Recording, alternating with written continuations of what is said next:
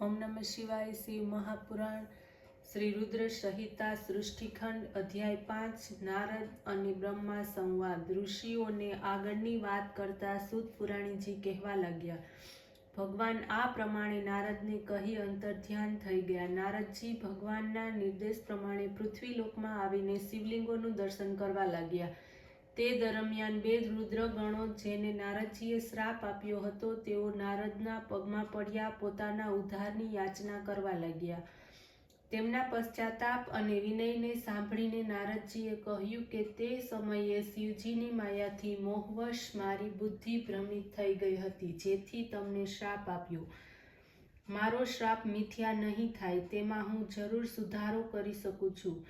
તમે બંને એક મુનિના દ્વારા એક રાક્ષસીમાં જન્મ પ્રાપ્ત કરશો, શિવજીના અનન્ય ભક્ત બનશો, તમારો પ્રતાપ અને બળ સર્વત્ર ફેલાતા રહેશે। કાલાંતરમાં ભગવાન જ્યારે માનવ રૂપ ધારણ કરશે, ત્યારે તેમના હાથ વડે મૃત્યુ પામી તમારો ઉદ્ધાર થશે।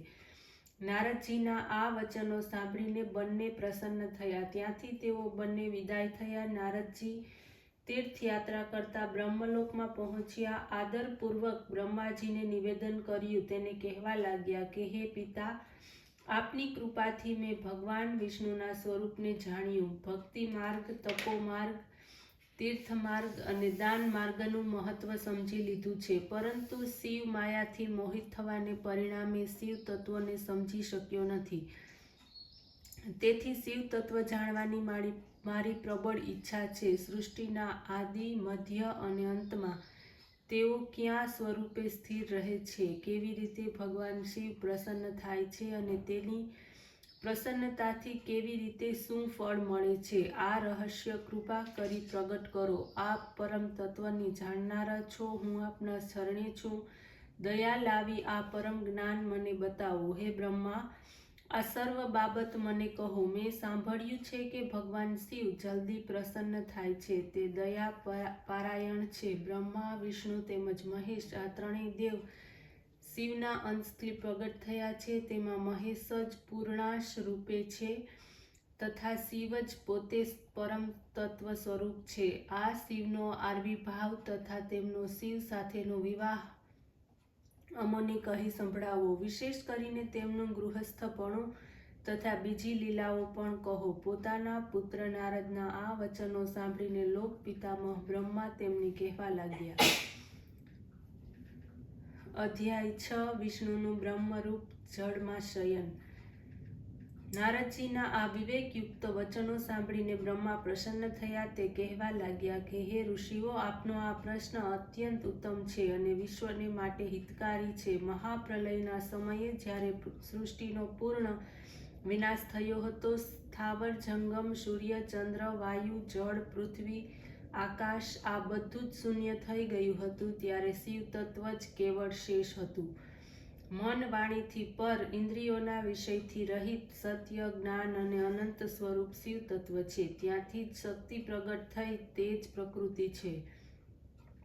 મોટી શક્તિ અંબિકા સંપૂર્ણ લોકોની ઈશ્વરી, જગતજનની, ત્રિદેવોની માતા, નિત્યને મૂળ કારણ કહેવામાં આવી છે, જેને 8 ભુજાઓ છે અને જે શુભદાયક છે। સદાશિવે તે જ શક્તિને સાથે રાખીને શિવલોક નામના ક્ષેત્રની રચના કરી છે।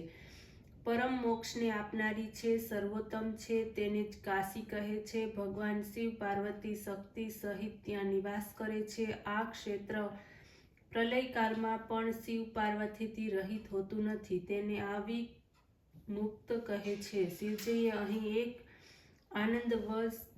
આનંદવન બનાવ્યું હતું અને ત્યાં શિવે ઘણા સમય સુધી રમણ કર્યું। કાલાંતરમાં તેમણે એક પુરુષના નિર્માણની ઈચ્છા થઈ। તેમણે વિચાર્યું કે આ આનંદવનનો ભાર કોઈ બીજા વ્યક્તિને સોંપીને શાંતિથી કાશીમાં શયન કરવું। આ પ્રમાણે વિચાર કરીને આ ક્ષેત્રમાં દક્ષિણના 10મા અંશમાં શુદ્ધારૂપ આસવનો વ્યાપાર કર્યો, જેનાથી એક પરમ સુંદર પુરુષનો આવિર્ભાવ થયો। આ પુરુષ અત્યંત સૌંદર્યયુક્ત, પ્રતિભાવાન અને વિવિધ ગુણોથી સંપન્ન હતો। આ દિવ્ય પુરુષે પ્રગટ થઈને ભગવાન શિવને સાદર પ્રણામ કર્યા। તેણે પોતાના નામ અને કામ કહેવાને માટે કહ્યું. ત્યારે ભગવાન શિવ હસીને બોલ્યા કે સર્વત્ર જગતમાં વ્યાપક હોવાને લીધે તમારું નામ વિષ્ણુ હશે. આવા ભક્તોને પ્રિય એવા તમારા ઘણા નામો હશે. આ પછી ભગવાન શિવે વિષ્ણુને દ્રઢતાથી સાથે તપ કરવા કહ્યું. સાથે જ વેદોનું પ્રમાણ કહ્યું.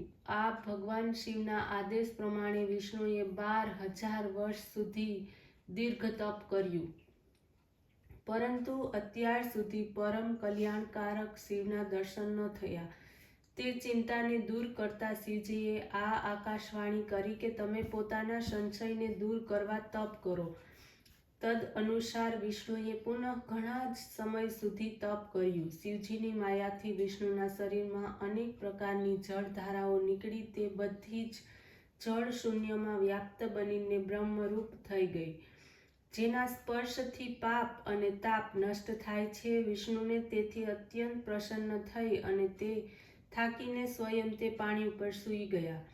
તે જ સમયે તેમનું શ્રુતિ સંમત તેવું નારાયણ નામ પડ્યું. તે પ્રકૃતિ પુરુષના અભાવમાં કંઈ જ નહોતું, તેથી તેમાંથી બધા તત્વોની ઉત્પત્તિ થઈ. બાદમાં તેનો વિસ્તાર થયો. પહેલા પ્રકૃતિથી 3 ગુણ સત્વ, રજ, તમ ઉત્પન્ન થયા. ફરીથી તેનાથી શબ્દ, સ્પર્શ, રૂપ, રસ, ગંધ ઉત્પન્ન થયા.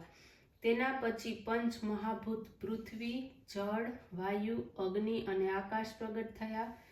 જ્ઞાનેન્દ્રિય, નેત્ર, કાન, નાક, જીહવા, ત્વચા અને કર્મેન્દ્રિય, વાણી, હાથ, પગ, ગુદા અને ઉપસ્થ પ્રગટ થયા. ઓમ નમઃ શિવાય.